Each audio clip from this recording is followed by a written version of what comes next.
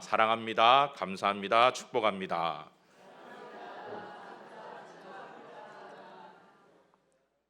잠시 기도하고 함께 말씀 나누겠습니다. 살아계신 아버지 하나님 감사합니다. 오늘도 귀하고 복된 날을 허락하여 주시어서 아버지 앞에 나아가게 하여 주시니 감사합니다. 이 시간 하나님의 말씀을 대언하기를 원하온데 이 자리에 선자가 너무나도 부족하고 또한 무익합니다.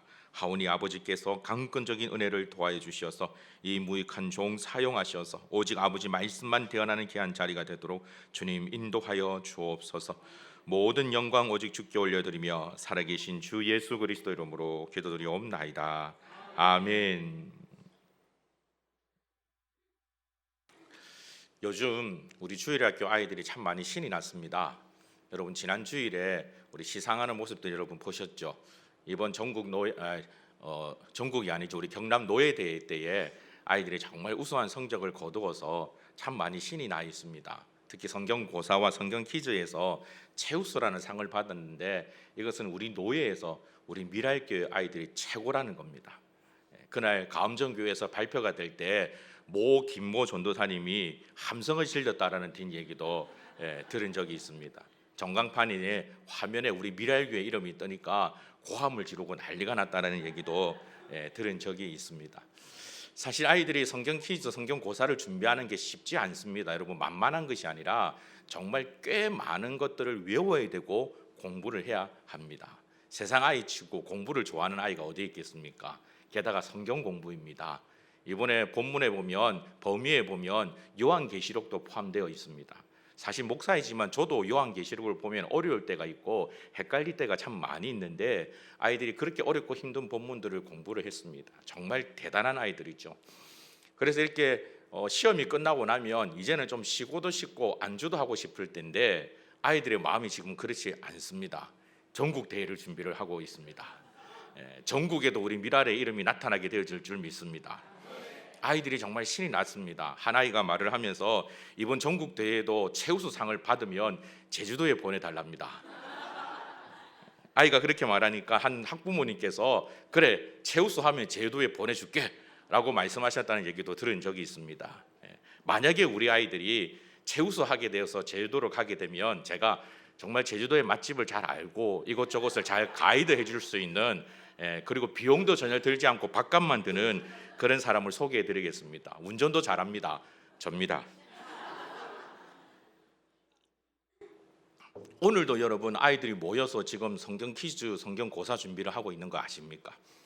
어떻게 아이들이 이렇게 공부하고 열심히 할까요? 사실 공부를 좋아하지는 않는데 아이들이 정말 재밌어 합니다. 신나합니다. 그 가운데 아이들의 마음속에는 즐거움이 있습니다. 교회에서 있다 보면 아이들이 공부하다가 쉬는 시간에 나와서 제잘거리면서 얘기하는 소리들을 듣게 되는데 참 재밌겠다, 참 신이 났구나 라는 것들을 참 많이 볼 수 있습니다. 아마 이 모든 것들은 우리 주일학교 선생님들이 우리 아이들을 너무나도 잘 가르치고 아이들을 위해서 기도한 결과라고 저는 생각을 합니다. 아이들이 지금 전국대회를 그렇게 준비하고 있는 것을 보면서 이런 생각을 했습니다. 저렇게 어쩌면 어렵고 힘든 일인데 저렇게 신이 나서 준비하는 아이들의 모습을 바라보면서 과연 성도인 우리는 어떻게 해야 할까?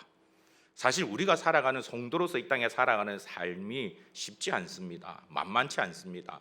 그리스도인으로 살아간다는 것은 참 많이 어렵습니다. 그렇게 어렵고 힘든 성도의 삶을 살아가는 우리는 과연 무엇을 붙잡고 살아야 할까요? 오늘 우리가 읽었던 본문은 여기에 대한 답을 우리에게 제시해 줍니다. 여러분 이스라엘은 3번에 걸쳐서 바벨론의 포로로 잡혀갑니다. 근데 참 재밌게도 3번에 걸쳐서 포로 귀환을 합니다. 1차 포로 귀환 때는 스룹바벨을 중심으로 해서 사람들이 예루살렘으로 돌아와서 그들은 가장 먼저 예루살렘 성전을 재건을 합니다. 물론 이전에 솔로몬이 만들었던 그 성전에 비하면 어쩌면 보잘것없는 그런 성전이라고도 볼 수 있지만 그들이 다시 돌아와서 가장 먼저 했던 일이 하나님 앞에 예배 드리는 제사 드리는 성전을 회복하는 일이었습니다.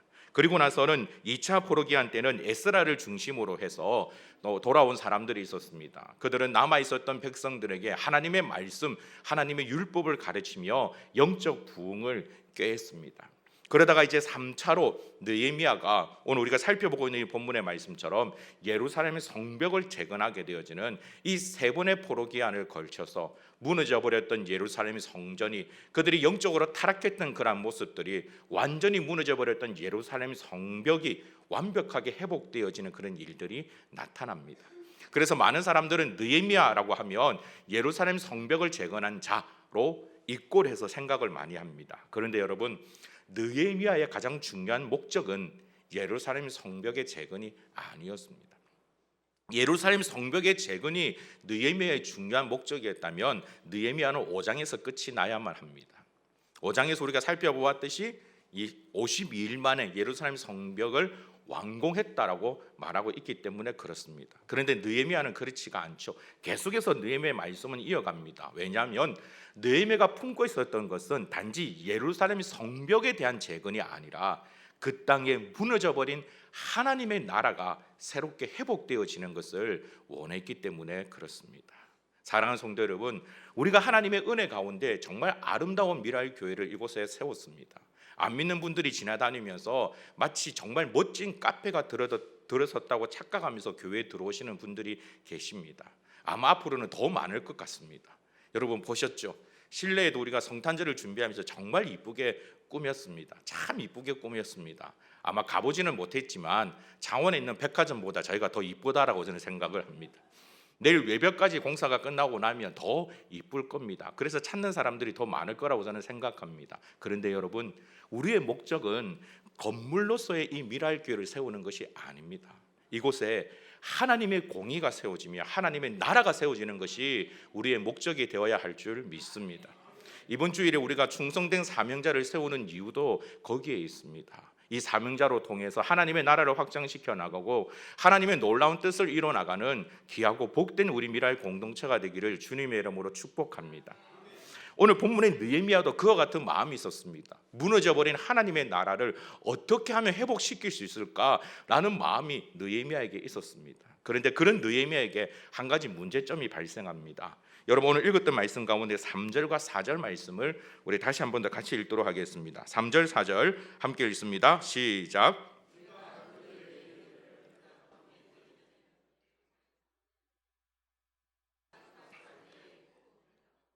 빗장을 지르며 또 예루살렘 주민이 각각 자기가 지키는 곳에서 파수하되 자기 집 맞은편을 지키게 하라 하였노니 이 성읍은 광대하고 그 주민은 적으며 가옥은 미처 건축하지 못하였음이니라. 방금 우리가 읽었던 3절과 4절의 말씀을 제가 잠깐 요약해서 설명해 드리면 이렇습니다. 예루살렘 성벽이 재건되었습니다. 길이가 약 4km에 해당이 되어지는 어마어마한 성벽을 재건을 한 겁니다. 이 성벽은 마차가 지나갈 수 있는 그런 아주 넓은 성벽을 재건을 했습니다. 그런데 문제는 이 성벽을 지킬 사람들이 없습니다. 바벨론으로 말미암아 예루살렘이라는 성은 완전히 무너져 버렸습니다. 그러니 그 성에 안에 살고 있는 사람들이 그렇게 많지 않았습니다. 3차에 걸쳐서 많은 사람들이 포로로 잡혀갔습니다. 그러니 예루살렘 성벽을 정말 멋지게 재건을 했는데 그 성벽을 지킬 사람이 너무나도 절대적으로 부족하다는 겁니다. 그래서 3절에 보면 성벽의 문을 열 때 해가 높이 뜨기 전에는 문을 열지 말라라고 얘기합니다.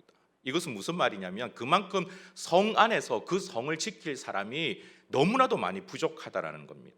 해가 높이 뜨기 전에는 성문을 절대 열지 말고 파수하기 전에, 밤이 이르기 전에 성문을 일찍 닫으라라고 얘기합니다. 그리고 이 성벽을 지키는 사람들이 자기 집 맞은편을 지켜라라고 얘기합니다. 성벽을 지킬 수 있는 사람들이 제대로 없었습니다. 그래서 4절을 보면 그 성읍은 광대하고, 예루살렘 성은 광대하고 그 주민은 적으며 가옥은 미처 건축하지 못하였습니다.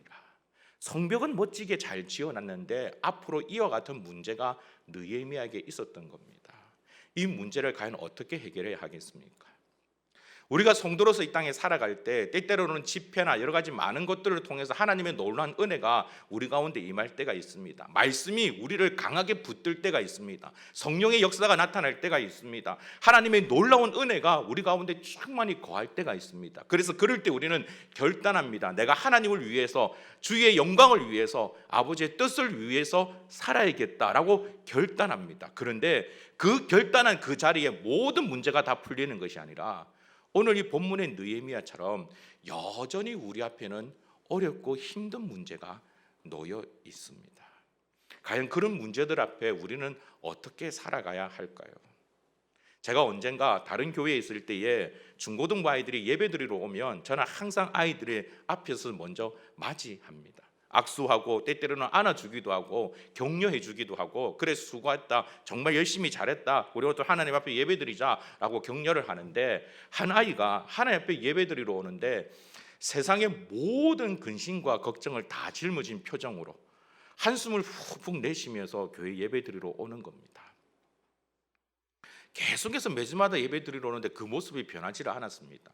기쁨의 모습이 있는 것이 아니라 정말 세상의 모든 짐을 다 짊어지고 하는 그런 모습이었습니다. 그래서 그 아이를 불러서 얘기를 했습니다. 너 왜 그러느냐, 무슨 일이 있느냐라고 물어보았더니 아이가 하나씩 풀어놓기 시작하는데 충분히 공감할 만큼 그 아이의 상황이 너무나도 나빴습니다.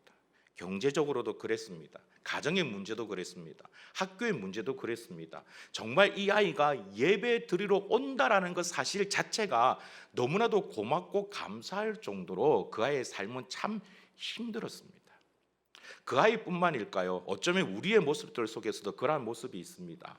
정말 이 땅에서 그리스도인으로 살아가기가 너무나도 힘든 자가 우리 가운데 있을 수 있습니다. 그런데 여러분, 그렇다고 해서 정말 우리가 살아가야 되는 삶이 세상의 모든 염려와 근심을 짊어진 채 얼굴에 나 염려 있다, 나 근심 있다, 나 정말 괴롭다라는 표정을 지으면서 살아야 되는 것이 우리의 모습일까요?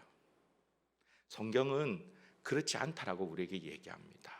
오늘 우리가 읽었던 느헤미야 7장에서 가장 중요한 핵심이 되는 구절이 바로 5절입니다. 여러분 5절을 같이 한번 읽어보겠습니다. 우리 5절 함께 읽도록 하겠습니다. 내 하나님이 내 마음을 감동하사 귀족들과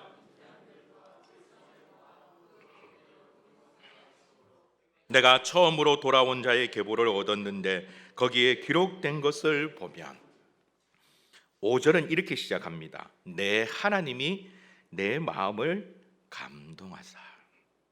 여러분 지금 느헤미야 앞에 놓여있는 이 문제는 사실 쉬운 문제가 아닙니다. 심각한 문제입니다. 어렵고 힘든 문제입니다. 충분히 염려하고 걱정할 수 있는 그런 문제입니다. 깊은 한숨을 내쉬어도 어느 누구 하나 정말 느헤미야에 대해서 이해하지 못할 그런 상황이 아닙니다. 그런데 느헤미야는 그 상황에서 하나님이 내 마음을 감동하사라고 말합니다. 여러분 이 구절에서 볼 수 있는 느헤미야의 표정이 과연 어떨까요? 세상의 모든 근심과 염려를 다 쥐고 있는 그런 표정일까요?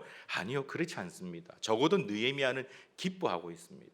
즐거워하고 있습니다. 감사하고 있습니다. 그 안에 하나님의 감동이 가득 차 있습니다. 지금 우리 주일학교 학생처럼 성경 퀴즈를 준비하면서 성경 고사를 준비하면서 공부해야 되는 분량들이 어마어마하게 많음에도 불구하고 기뻐하고 즐거워하는 그 아이들의 모습처럼 지금 느헤미야가 그렇습니다. 왜? 하나님께서 느헤미야의 마음을 감동시켰기 때문에 그렇습니다. 그 감동된 느헤미야가 주변을 돌아보니 놀라운 답을 한 가지 찾습니다. 아, 그렇구나. 1차 포로기한 때 돌아온 사람들, 그렇게 헌신된 사람들, 하나님을 위해서 헌신할 수 있는 사람들, 그들을 중심으로 해서 먼저 예루살렘 성으로 이주시키는 거였습니다. 예루살렘 성으로 들어간다는 것은 좋은 자리가 아닙니다. 즐거운 자리가 아닙니다. 그곳으로 가면 가옥이 없기 때문에, 거할 곳이 없기 때문에 집을 지어야 됩니다. 도와주는 사람이 없습니다. 자기의 힘으로, 자기의 재산, 자기의 돈을 써서 집을 지어야 됩니다. 아무것도 갖춰져 있는 그런 성이 아닙니다. 사람들은 시골보다는 도시가 많은 부분들이 갖춰져 있기 때문에, 병원이나 여러 가지 많은 부분들이 갖춰 있기 때문에 도시로 가죠. 그러나 예루살렘 성은 지금 그렇게 갖춰져 있는 도시가 아닙니다. 그곳에 헌신된 사람, 하나님을 위해서 희생할 수 있는 사람, 1차 포로기한 때 돌아왔던 사람, 그들을 먼저 예루살렘 성으로 이주시키면서 느헤미야는 그 문제를 풀어가고 있는 것입니다. 이러한 답을 찾아 나갈 때 느헤미야는 자기의 지혜를 의지 않았습니다. 그는 하나님의 감동을 의지했습니다. 그리고 그 모든 일들이 하나님의 감동으로 이루어졌다라고 오늘 느헤미야 7장은 우리에게 말씀하고 있는 것입니다. 이것이 바로 성도가 살아가는 놀라운 삶의 비결입니다.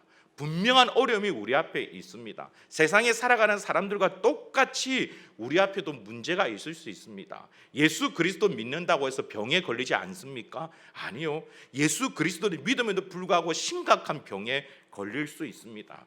예수 그리스도를 믿으면 사업이 잘 됩니까? 아니요. 예수 그리스도를 믿어도 사업이 잘 안 될 수도 있습니다.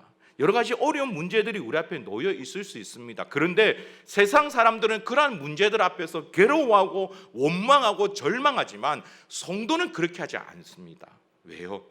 하나님께서 우리를 감동시키기 때문에 그렇습니다. 그렇다면 성도 여러분, 느헤미야는 어떻게 해서 이 하나님의 감동을 누릴 수 있었을까요? 그것은 느헤미야 전체에서 보여주는 느헤미야 삶에서 발견할 수 있습니다. 느헤미야는 한마디로 기도하는 사람이었습니다. 하나님 앞에 엎드릴 줄 아는 사람이었습니다. 하나님과 마음 나누는 이 일을 기뻐하며 즐거워하는 사람이었습니다. 형식적으로 기도하는 자가 아니었습니다. 하루 3번씩 하늘을 향하여 정말 정해진 그 시간에 잠깐 형식적으로 기도하는 것이 아니라 늘 느헤미야는 하나님과 기도하면서 자기의 마음을 나누는 사람이었습니다. 그가 예루살렘으로 돌아왔을 때도 가장 먼저 한 일이 무너져버린 성벽을 돌아보면서 하나님의 마음을 나누는 일, 바로 그것이 느헤미야가 가장 먼저 했던 일입니다.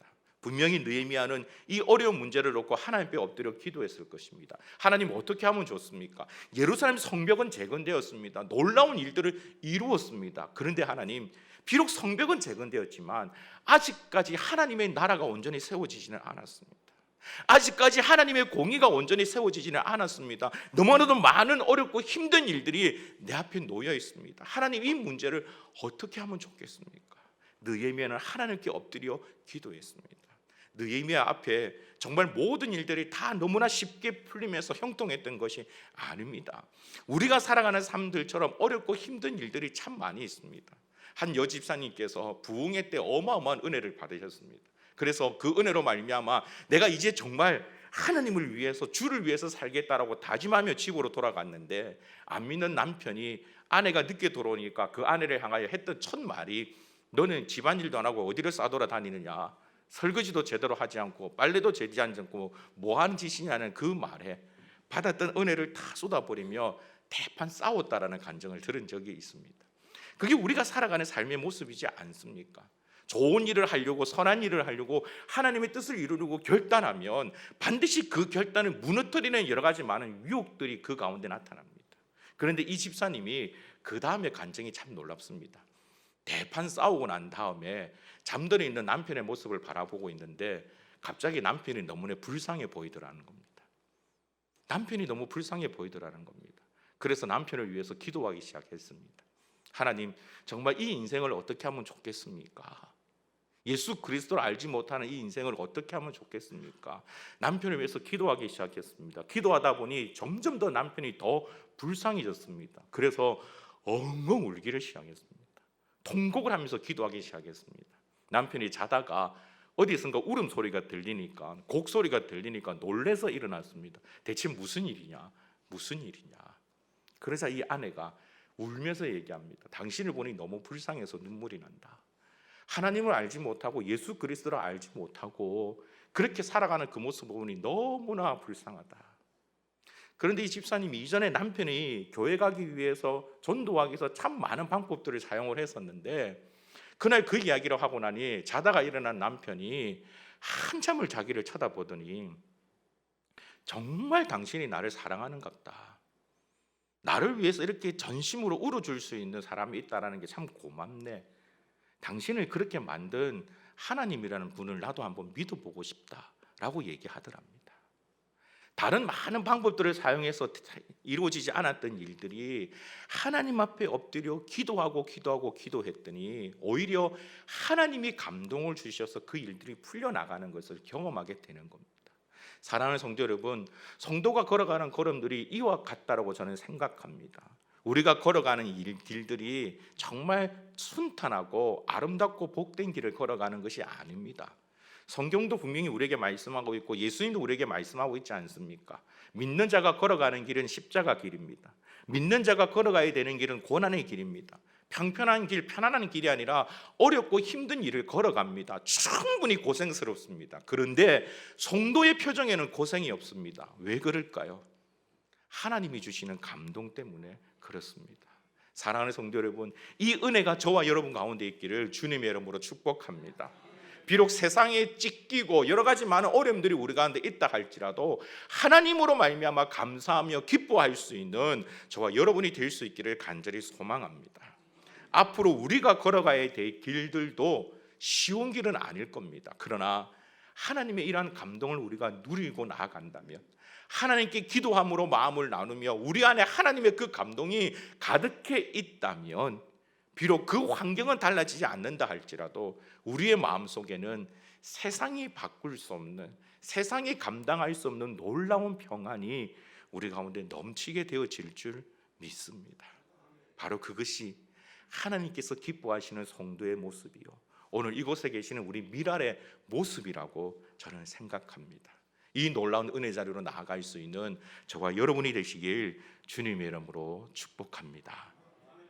괴로울 때 주님의 얼굴 보라, 평화의 주님 바라보아라.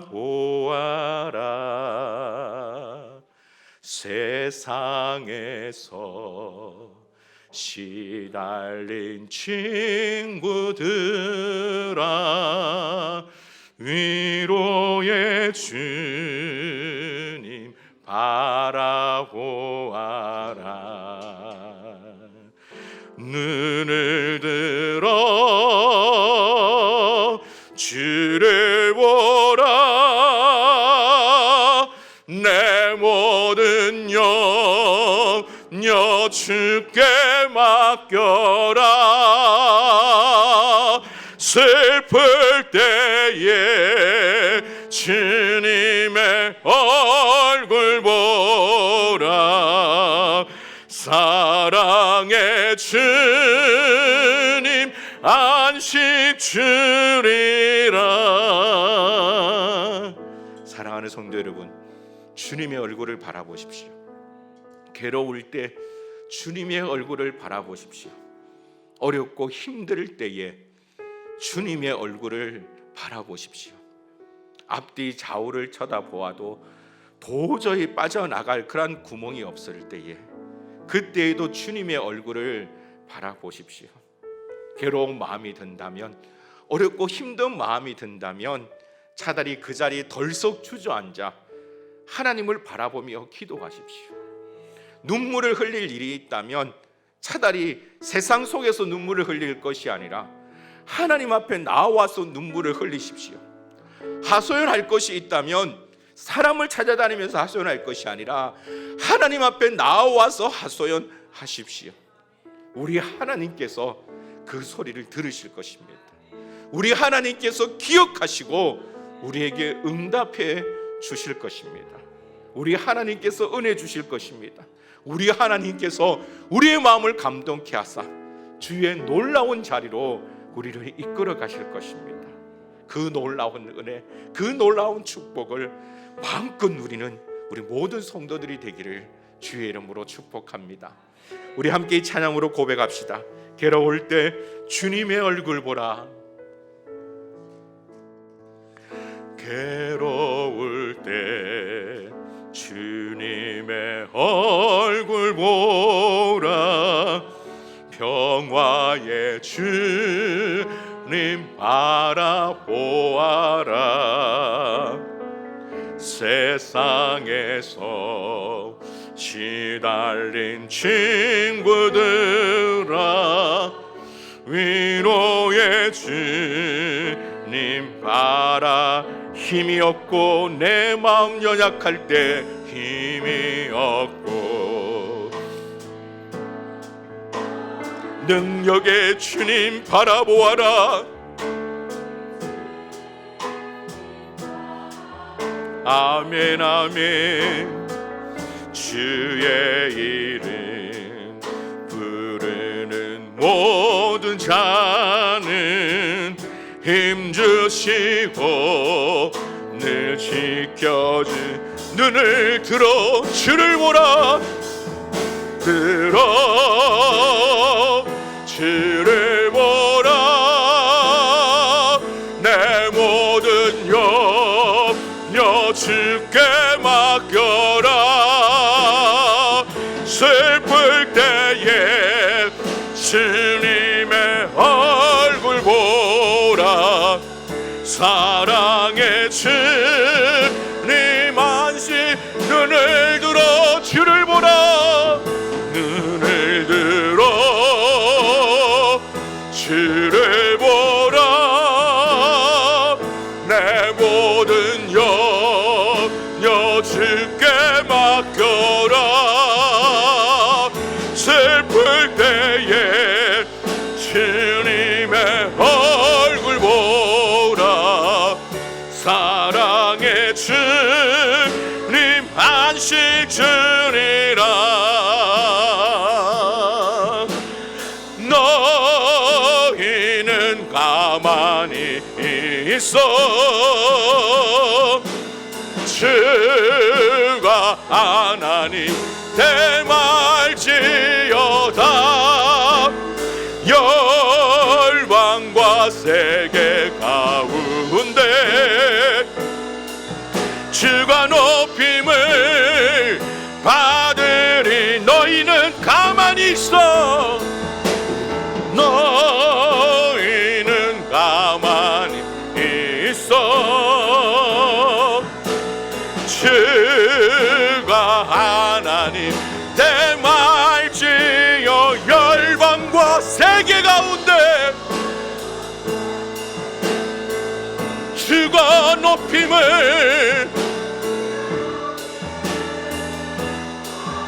사랑합니다.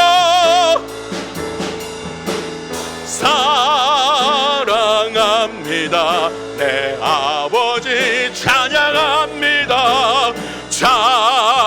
찬양합니다. 내 온 마음 다 송축합니다. 예수 그리스도 주님 오심을 기다리. 사랑합니다. 사랑합니다. 내 아버지 찬양합니다.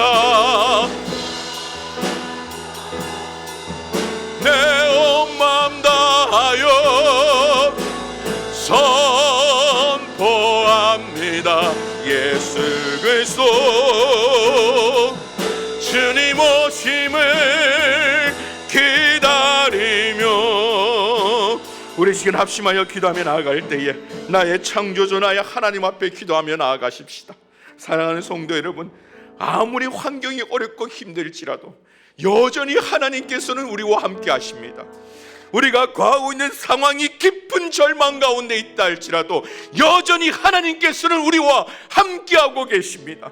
하나님께서 우리의 기도를 들으시며 하나님께서 응답하여 주실 줄 믿습니다. 하나님께서는 지금도 살아계시며 그의 팔은 줄지도 않으셨습니다.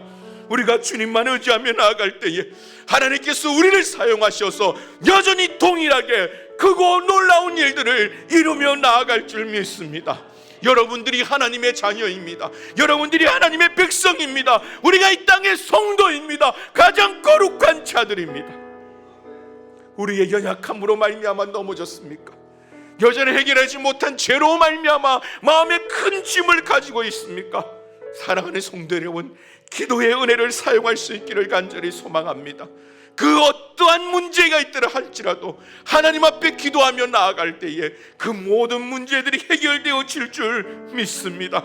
우리 시간 주님 앞에 기도하며 나아갈 때에 아버지 하나님 나를 사용하여 주옵소서. 아버지 하나님 나와 함께하여 주옵소서. 하나님으로 말미암아 하나님께서 주시는 감동으로 말미암아 크고 놀라운 일들을 이루며 나아가는 가장 귀하고 복된 성도 되게 하여 주옵소서. 우리 주여 간절히 우리 주님과 함께 기도하겠습니다. 주여 주여